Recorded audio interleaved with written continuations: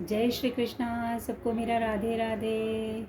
आइए अब हम पुरुषोत्तम मास के 17वें अध्याय का रसपान करेंगे। भगवान श्री कृष्ण और नारायण के चरणों में हम अपना ध्यान लगाते हुए इस कथा का रसपान करेंगे। बोलिए पुरुषोत्तम भगवान की जय। एक दिन उसका बालक सुखदेव अपने मित्रों सहित बावड़ी में स्नान करने गया और अपने मित्रों सहित जल में प्रवेश करके नहाने लगा और जल में डूबकर मर गया। तब उसको जल से बाहर न आता देख उसके साथी हाहाकार करते हुए भागे। उन बालकों ने गौतमी को जाकर सब वृतांत सुनाया।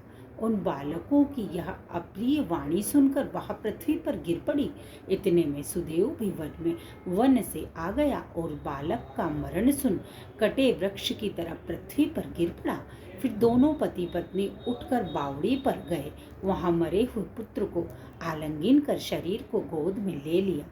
सुदेव बारंबार बालक के मुख को चूमने लगा। गोद में पड़े मृत बालक को देख रोने लगा। विलाप करते हुए बोला, हे पुत्र, मेरा सोच हरने वाली मनोरथ वाणी कहो और हमें आनंद दो। तुम अपने वृद्ध माता पिता को छोड़कर जाने योग्य नहीं। हे वत्स, तुम्हारा श्रेष्ठ मित्र पढ़ने को बुला रहा है। तुम इस समय कैसे सो रहे हो? मैं तुम्हारे बिना नहीं जीऊंगा, न जी पाऊंगा। अब मेरा वन में भी क्या काम है? ऐसा कहते कहते भगवान के नामों का उच्चारण कर ब्राह्मण को कुछ भी मालूम न हुआ। न उसने पानी पिया और न भोजन किया। पुत्र पुत्र इस तरह पुकारते हुए ही उसको सारा मास व्यतीत हो गया।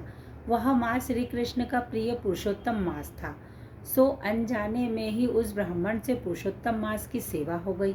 इससे अत्यंत प्रसन्न होकर कृष्ण भगवान प्रकट हुए। उस समय मेघ बरसना बंद हो गए। फिर उस ब्राह्मण ने शीघ्र बालक को पृथ्वी पर रख स्त्री सहित श्री कृष्ण भगवान को दंडवत नमस्कार किया और हाथ जोड़कर कृष्ण जी के आगे बैठ गया। अनजाने में पुरुषोत्तम मास के सेवन से प्रसन्न हो भगवान अमृतवाणी से बोले, हे ब्राह्मण, तुम धन्य हो और अत्यंत भाग्यवान। जो कुछ होने वाला है सो सुनो, मैं कहता हूँ। हे ब्राह्मण, तेरे इस बालक की 12,000 वर्ष की आयु होगी। हे द्विजोत्तम, यह तेरे को सुख देने वाला बालक होगा, इसमें कोई संदेह नहीं। मैंने तुझको पुत्र दिया। नारायण बोले, हे नारद, भगवान के इतना कहने पर उस ब्राह्मण को बालक जीवित हो गया और ब्राह्मण उसकी स्त्री दोनों बालक को देखकर आनंदित हुए और देवता भी फूलों की वर्षा करने लगे।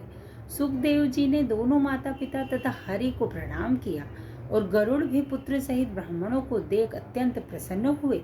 तब ब्राह्मण आश्चर्ययुक्त होकर श्रीहरि को प्रणाम कर हाथ जोड़कर गदगद वाणी से संशय काटने के लिए आनंद सहित भगवान से पूछने लगे, भगवान, मैंने 4,000 वर्ष तक निरंतर महाकठिन तप करने पर आपने जो कठोर वचन हमसे कहे थे कि मेरे 7 जन्मों में भी पुत्र का सुख नहीं है, उस वाक्य के उल्लंघन का हेतु और मरे हुए बालक को जीवित करने का कारण क्या है?